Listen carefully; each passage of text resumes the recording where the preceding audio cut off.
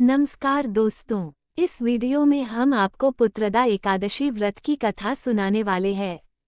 श्री कृष्ण के चरणों में अर्जुन ने प्रणाम कर श्रद्धापूर्वक प्रार्थना की, हे मधुसूदन, अब आप पौष माह के शुक्ल पक्ष की एकादशी के महात्म्य को बताने की कृपा करें।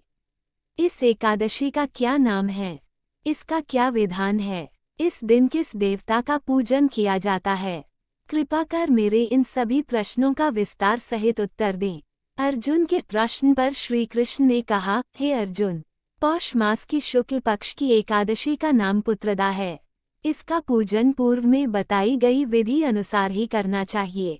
इस उपवास में भगवान श्रीहरि की पूजा करनी चाहिए। संसार में पुत्रदा एकादशी उपवास के समान अन्य दूसरा व्रत नहीं है। इसके पुण्य से प्राणी तपस्वी, विद्वान और धनवान बनता है। इस एकादशी से संबंधित जो कथा प्रचलित है उसे मैं तुम्हें सुनाता हूँ, श्रद्धापूर्वक श्रवण करो। प्राचीन समय में भद्रावती नगरी में सुकेतुमान नाम का एक राजा राज्य करता था। उसके कोई संतान नहीं थी। उसकी पत्नी का नाम शैव्या था।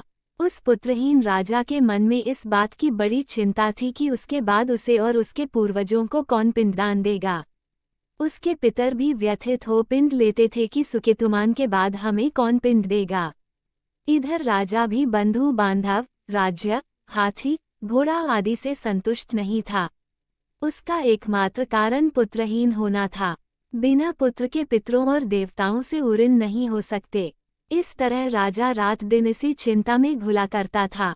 इस चिंता के कारण एक दिन वह इतना दुखी हो गया कि उसके मन में अपने शरीर को त्याग देने की इच्छा उत्पन्न हो गई, किंतु वह सोचने लगा कि आत्महत्या करना तो महापाप है, अतः उसने इस विचार को मन से निकाल दिया।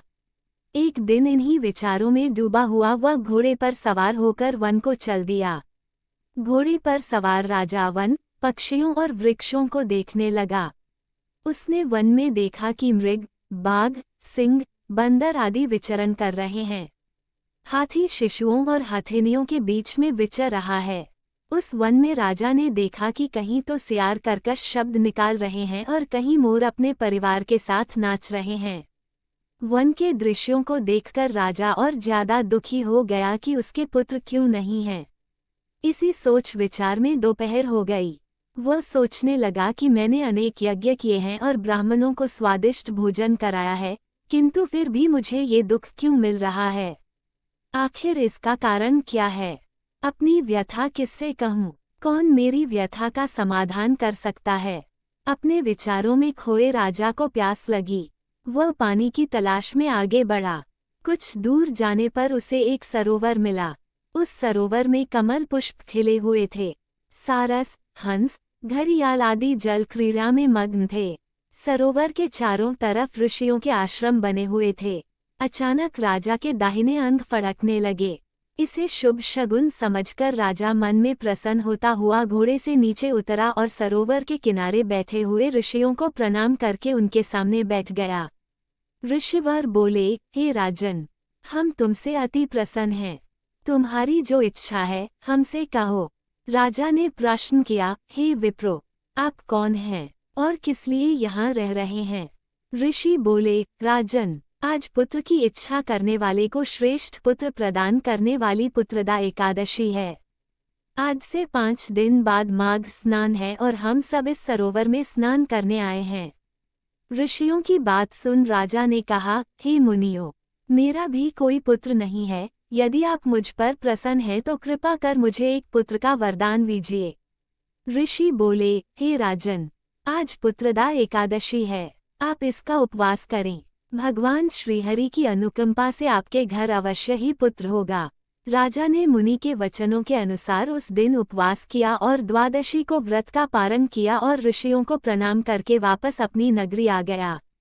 भगवान श्रीहरि की कृपा से कुछ दिनों बाद ही रानी ने गर्भ धारण किया और 9 माह के पश्चात उसके एक तेजस्वी पुत्र उत्पन्न हुआ। ये राजकुमार बड़ा होने पर अत्यंत वीर, धनवान, यशस्वी और प्रजापालक बना।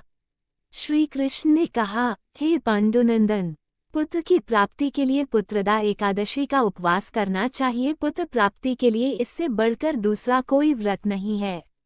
जो कोई व्यक्ति पुत्रदा एकादशी के महात्म्य को पढ़ता व श्रवण करता है तथा विधानानुसार इसका उपवास करता है, उसे सर्वगुण संपन्न पुत्ररत्न की प्राप्ति होती है।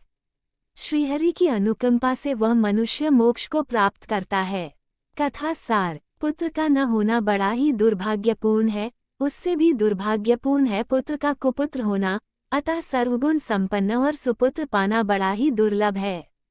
ऐसा पुत्र उन्हें ही प्राप्त होता है जिन्हें साधुजनों का आशीर्वाद प्राप्त हो तथा जिनके मन में भगवान की भक्ति हो।